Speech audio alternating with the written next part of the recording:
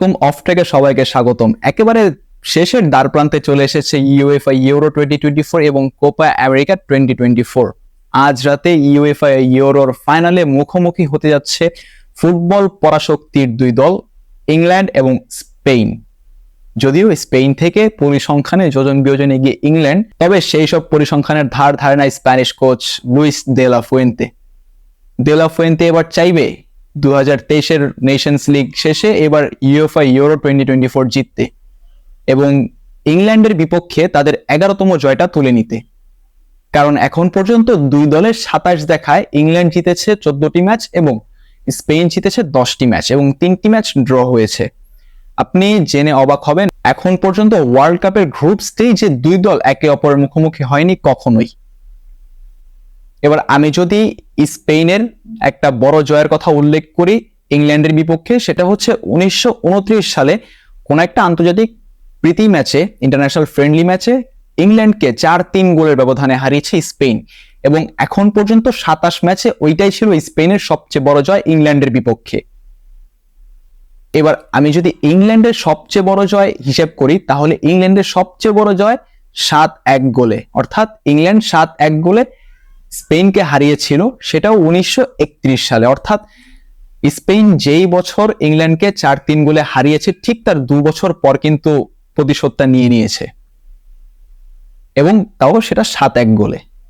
এখন 7-1 গোল আপনার অন্য কিছু মিন করলে সেটা আমার কোনো দোষ না। আচ্ছা, যাই হোক, এখন পর্যন্ত 6 ম্যাচ ধরে আনবিটেন ইংল্যান্ড, যার মধ্যে 2 ড্র এবং 4 জয়। এবং এই ইউএফএ ইউরো 2024-এ তারা 2টি ম্যাচ ড্র করেছে, সেটা গ্রুপ স্টেজে, এবং গ্রুপ স্টেজে 1 জয় এবং নকআউট স্টেজে 3 জয়। এবং তারা এই 4 জয় 2 ড্র নিয়ে মোকাবেলা করবে ইংল্যান্ডের, যারা কিনা 9 ম্যাচ অপরাজিত এবং 9 ম্যাচের 1টি ড্র, সেটা হচ্ছে একটা প্রীতি ম্যাচে এবং সেটা ব্রাজিলের বিপক্ষে 3-3 গোলে। এবং এরপর যে 8টি ম্যাচ খেলে স্পেন, সে 8টি ম্যাচে কিন্তু জয়লাভ করে। এর মধ্যে গ্রুপ স্টেজের 3 ম্যাচ ছিল এবং নকআউটের 3 ম্যাচ।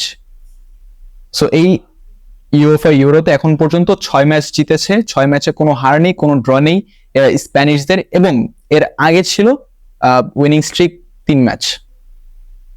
এখন তাদের 10th উইনিং স্ট্রিকের জন্য তারা এগিয়ে যাবে। শুধু 10th উইনিং স্ট্রিক না, তারা তাদের ইউএফএ ইউরো 2024-এও তারা চোখ রাখবে। গ্যারেথ সাউথগেট এবং Luis de la Fuente, 2 mastermind থাকবে ডাগ আউটের বাইরে। তারা 2 জন সাইডলাইন থেকে তাদের দলকে নির্দেশনা দিবে এবং খুব সম্ভবত 2 ফুটবল মস্তিষ্কের একেবারে অনন্য একটা নজির দেখা যাবে। একেবারে ফুটবল প্রেমীদের একটা উচ্চমাত্রার বা হাই লেভেলের একটা হাইপ জাগানো ফুটবল দেখা যাবে আজ রাত 1টায়। ইংল্যান্ড খুব সম্ভবত 2021 সালের ইউএফএ ইউরো 2024 নিজেদের ঘরে যেটা হয়েছিল সেটা রিটেন করতে পারতো, তবে গ্যারেথ সাউথগেটের 3টা ভুল সাবস্টিটিউশন এবং ইংল্যান্ডের প্লেয়ারদের 3টা পেনাল্টি মিসের কারণে ইতালির কাছে ইংল্যান্ডের হারতে হয় এবং সেটাই ছিল ফাইনাল ম্যাচ। এবং সেই ফাইনালের আগে অনেক রব উঠেছিল, it's coming home or it's going Rome. খুব ফাইনাল শেষে এটা রোমেই চলে গেছে, এটা হোমে আর আসেনি। বাট এইবারও সেই স্লোগান ইটস কামিং হোম, খুব সম্ভবত Harry Kane, Jude Bellingham, will Foden, তারা খুব সম্ভবত ইটস কামিং হোম স্লোগানটিকে সত্যি করবে এবং খুব বড় অর্থাৎ পুরস্কার ঘোষণা করেছে এই স্প্যানিশ ফুটবল অ্যাসোসিয়েশন। যদি এইটা স্পেন জিতে যায় তাহলে একটা ভালো অ্যামাউন্টের পুরস্কার পাবে বোর্ড থেকে, এবং coach Luis de la Fuente সেটা হাতছাড়া করতে চাইবে না। তারা প্রিপেয়ার্ড ফাইনালের জন্য, তারা জোরদার প্র্যাকটিস করে যাচ্ছে ফাইনালের জন্য এবং ইংল্যান্ডকে বিট করার জন্য তারা যথাসম্ভব চেষ্টা করবে।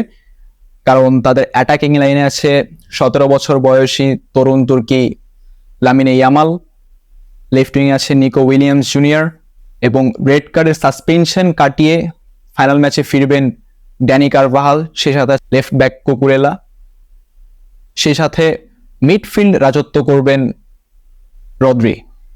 এবং উনাই সিমনের কথা বাদই দিলাম, কারণ উনাই সিমন হচ্ছে গোলবারের অতন্দ্র প্রহরী স্পেনের জন্য। আবার এইখান দিয়ে ইংল্যান্ডের আছে পিকফোর্ড, খুব ভালো পেনাল্টি সেভ দিয়েছে ফ্রান্সের বিপক্ষে এবং সেইটাই স্পেনকে ফাইনালে নিতে সহায়তা করেছে।